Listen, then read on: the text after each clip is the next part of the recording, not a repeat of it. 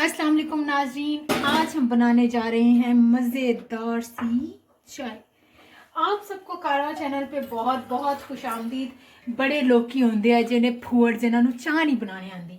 अज उन्होंने मैं बनाना सिखावांगी चाह देसी तरीके नाल। जरूरी है चाह वास्ते हुण पानी नाल तो बनदी को नहीं, दुध नाल बननी।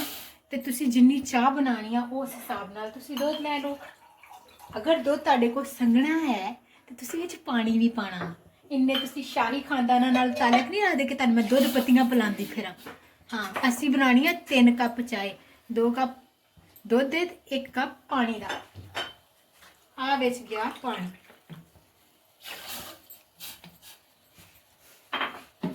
हुण पानी नूं पक्कण भी दो, सबर कर लो।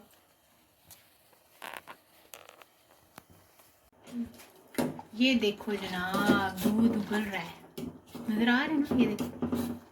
हाँ, अब हमने इसमें डाली है पत्ती। मेरी पत्ती अच्छे वाली है इसलिए मैं तकरीबन 1.25 चम्मच, ठीक है। तो चीनी जिसे जितनी चाहिए वो उतनी डाल दें, और जितना गुड़ डालेंगे उतना मीठा होगा, ठीक है।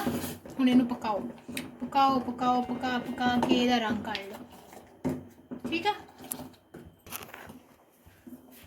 बल्कि आप हाँ तको खैर खैर घर दे विच इदां ही हुंदा है। हाँ देखो चाह उबलन लग पई, देखो देखो अच्छे नाल पक रही है। इनू पकाना तुसीं अच्छे तरीके नाल ताकि चाह दे विचों कच्चे दुध दा पानी दा ज़ायका खत्म हो जाए, ठीक है। नाल ही इनू फेंटी जाना वा पौवे दे नाल। इनू पौवा कहीदा, जरूरत है तो मोर भी सेकदा हुंदा, मार भी लईदा इहदे नाल बच्चिआं नूं।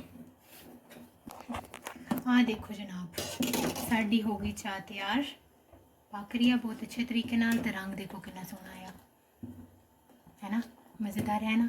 मुँह च पानी आया, अपनी बना के पियो, मैं नहीं देनी। चलो इनू हुण मैं कढ़ लूँगी कप्पां दे विच। ये जनाब चाय तैयार है हमारी। देखो देखो देखो, रंग भी सोहना आया। हुण असीं बह के पीआंगे। तुसीं भी अपने घर बनाओ, पियो, ते कुछ तरीके सिख लवो मेरे कोलों भी। हाँ, एक होर गल दसना नहीं भुलना किंज दी बनी है, ठीक है।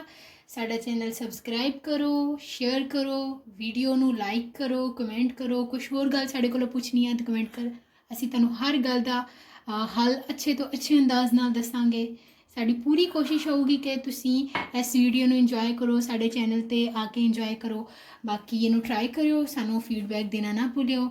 अल्लाह हाफिज़, खुदा हाफिज़, खुदा हाफिज़।